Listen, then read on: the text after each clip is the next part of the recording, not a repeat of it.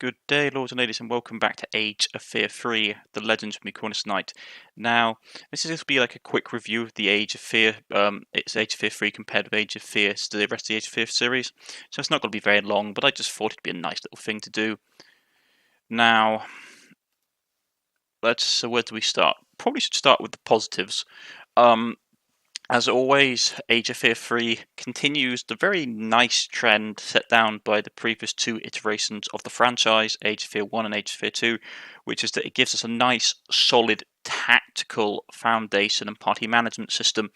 As always, you have a nice, wide selection of objects and items, both which you can equip to your heroes and equip it to your fellow mob members, if so wished. On top of that, you have a much more open world than you used to have. You have a lot more random battles and events, and the game has a much more replayability than the previous iterations had when I played them. I believe the other two iterations have also been heavily overworked as well, or in the process of being overhauled to allow for this more open world and replayable factor to be added in from the developers, and the developers are doing a very good job of this. On top of that, you have a nice wide variety of units. If you're looking at army composition for Age of Fear 3, the dwarves with their bribe mechanic and the wood elf faction with their enslave mechanic allow you to have a wide, if sometimes impactful, roster of units. It allows you to customize your playing style to exactly how you like it, which is very nice to see. I mean, if you compare it to, say, Age of Fear 2, where you had a very large roster of units, like I never used all of the units in the Orc faction, for example, in Age of Fear 2. I just never got around to using them all, which is good, because it allows you to have multiple attempts at different paths and styles. Now, we like getting away from like army composition and like unit abilities, which are a nice wide selection, I will admit. We have a look at the items. The items are fairly, like, most of the magical items are ones that you will find throughout the series.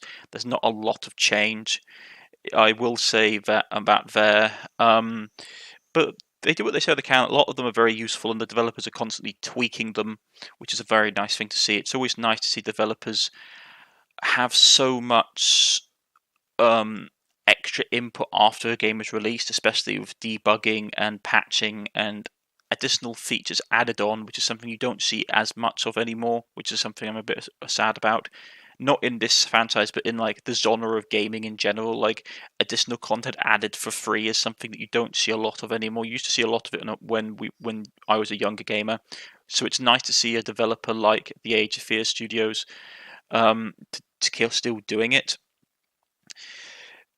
The story is good. The story, if we're looking at some of the other strong points, the story is good. The story is a very solid, decent. I won't say it's like outstanding, because it's not like Witcher, like the Witcher series quality of narration, which is like absolutely like fantastic. But like, this is a solid D&D story. Like, this is something that you would find in a D&D Dungeons and Dragons campaign, or another kind of role-playing system campaign. It's a nice narrative. The narrative drags you forward. You look forward to seeing what happens. I mean, out of the two, between the dwarves and the forest faction, the forest faction's story is a bit more dynamic. I find the dwarf to be a lot more linear to a certain extent, but there are secret endings that make it more interesting for the dwarves. And there are secret endings that make it more interesting for the dryad faction as well. But overall, it's a good, solid story.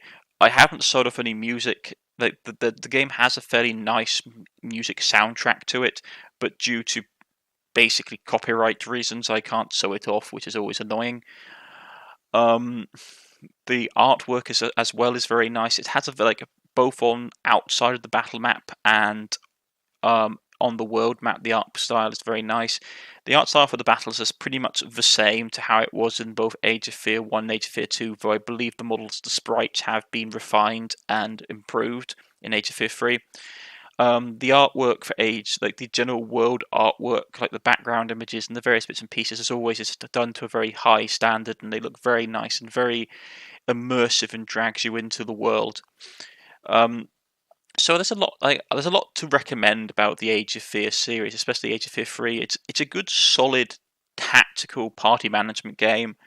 It has a relatively good narrative, and there's a lot of replayability and different events and various bits and pieces going on that make it a generally worthwhile investment for people that are a fan of the turn-based strategy franchise or turn-based tactics genre. Not to say that it doesn't have faults, and those are I'm just about to come onto them. But they're not like massive. They're not like huge faults, to be honest. But there are some. Like one of them, I will admit, one of them is that the base concept of Age of Fear 3, like the base underlying combat mechanic, doesn't change throughout the 3 games. Like if you like the combat and mechanic in Age of Fear 1, you'll like the combat mechanic in Age of Fear 3. There's no like particularly drastic changes, which in some ways is a good thing, in some ways may be a bit stale for some people, but that's just something like someone is a personal taste. Personally, I like the combat mechanic. I like the top-down tactics, but some people after a while may find it a bit repetitive. Unfortunately, the only way you could really counter that is by adding a lot more graphical effects or like flashier abilities to overcome that, because that's one of the things that you get with tactics-based games, is that after a while the general melee and like tactical layer tends to look a bit samey, and the only way you can counteract that is by adding more flashy abilities. But that's not even my personal taste. That's just something that someone may comment on. As I have said, the other issue for some people is that the stories may be a bit obvious, the plot, the narrative may be a bit straightforward is probably the best term to use for some people. If you're looking for nuance, like subtle complex plots and calculations, you're not really going to get it with some of, like, especially with Age of Fear 3, like with the Forest Dryad campaign, like right off from the bat, you know who the bad guy is going to be at the end. It's going to be the evil mage that's basically turned you into this. That's the bad guy. It's a bit different than some of the other ones. Some of them are quite obvious, like in Age of Fear 1 with the Lich King, where if you're playing as the Paladin, you're going to kill the Lich King. And if you're playing in the second one, I believe you're playing as... What was you played as? In the second game you played as... What was it? It was Orcs. And I'm trying to remember what the second faction was in Age of Fear 2.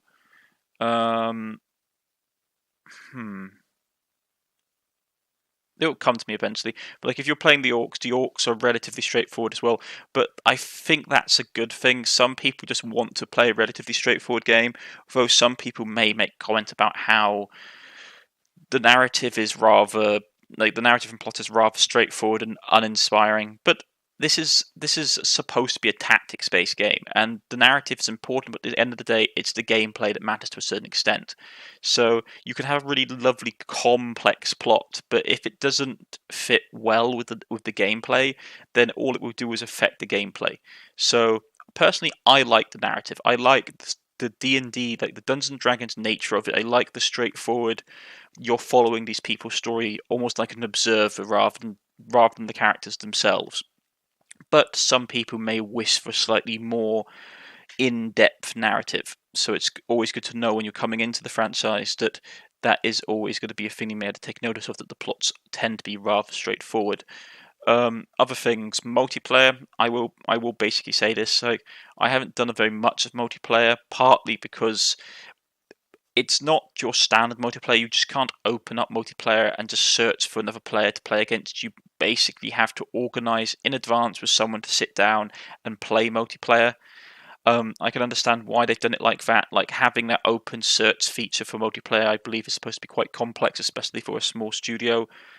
Because you'd have to have like servers and bits and pieces. I don't know how that kind of thing works. That's not an area that I have any specialization in, so I may be completely wrong.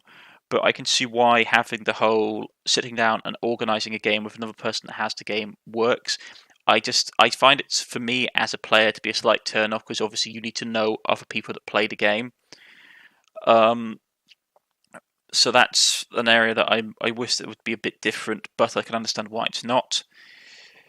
Other things that could basically do with improving an item variation. I will admit, I definitely think that um, the different games, like the different Age of Fear series games, need to have different items to a certain extent. They need to have the item system needs to be tweaked so that they're not, if not completely different, at least different enough that you don't carry over the same strategies from one game to the other. Because I found myself relying upon certain like weapon combos throughout the series, certain setups, and certain, especially with certain character builds. I can understand why they've done it though, especially on the harder difficulty settings where you need to be really have a lot of tactical awareness and item understanding. Having that item roster of stuff that you recognize and are familiar with helps. For I would like to have more unique weapons for each individual, like more unique weapons and items for the individual in the individual games. So like I can go and I can see like there are weapons that are only in Age of Fear 2, and there are only items and weapons that are only in Age of Fear 3, and there are enough of them that you notice them that they're not basically the rarity they are. Something that basically means you can think differently about it. Also, I don't know. I'm just trying to think. The AI tends to be like, the problem with the AI is that it's not a bad AI. It's a rather competent AI. Though in my experience, it can still be relatively tricked. There are certain tactics, and it is predictable in some areas, but you're never going to really overcome that unless the developers install fully functional sentient AI or very advanced virtual intelligence, which would be time consuming for the developers to program in and expensive.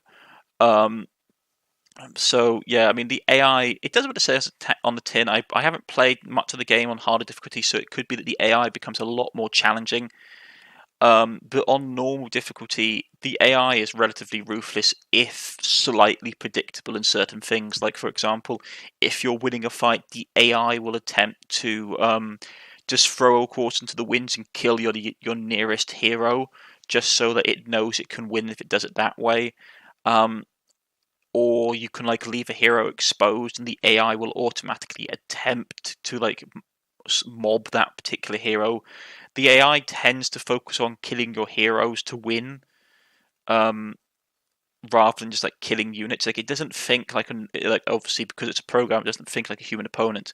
It thinks from a logical standpoint, which is that if I kill the hero, the player loses. So a lot of the time, the AI, once it gets itself into a situation where it can't win by just obliterating your entire force, will attempt to basically win by killing your hero, which isn't bad, but at the same time, I would like it to be like slightly different. I don't know. Maybe you could have it where the enemy. You do have maps and battle maps on this, and then encounters where the enemy can summon reinforcements. It would be nice if the enemy had like an ability similar to how like the werewolf can summon werewolves, like or summon wolves like at random, if the map allows it. It may be nice for to have battles where the enemy could summon in reinforcements periodically, so that it forces the player to maybe change their battle style. Because a lot of the time, especially on normal difficulty, I found myself basically turtling. A tactic that I tend to use a lot in the Age of Fear series is that you form a battle line, you hold it, and then you counter push, because there's normally never that many problems coming from behind on most maps. But besides that, like I don't have many complaints about the Age of Fear franchise as a whole, and especially Age of Fear 3. There are some niggling things like the combat AI and the item variety and the multiplayer. But besides that, it's a really good, like especially for the money. Like the franchise is really good for the money. If you can get this as a bulk purchase, all three of them, they're really good. If you want to buy them individually, that's also really good because it helps the developer. And the developers work really hard, folks. That's like one of the things I haven't mentioned is that the developers for the Age of Fear series work really hard. They work really hard. They put a lot of time and effort into updating the game and fixing bugs and making sure that everything works. So, and it's nice to see a development team that does this. It really is. So if you like tactics games, if you like a solid tactical based game with RP elements and weapon and like party management and all the things that come along with that, like juggling morale and all those kind of things, this is a game for you. This is a game you can just sit down for half an hour, maybe fight a battle or a couple of battles, and feel satisfied that you pull it off. Like, you can try tactics, you can go back, make party, you can go back and make different party setups. You can do battle replay where you can switch to other sides, like the opposing side in the battle. Just watch it play out. Watch it play out and see how the AI would have handled it. It's a really good series, especially for the money, especially for the value. It's a really good series, and I was really surprised about how much I enjoyed this franchise. And it's definitely something that I recommend to people, that if you want to play a good tactics game series, pick up Age of Fear and you will not be disappointed. So I hope all of you have had a really nice day, folks. I've been Cornish-Knight. If you have liked, please press the like button. If you wish to subscribe, please press the subscription button. You can follow me on Twitter, you can follow me on Steam, or you can leave a comment in the comment section and I'll get back in contact with you. This has been my review for Age of Fear 3, and I shall see you all next time, folks. Goodbye.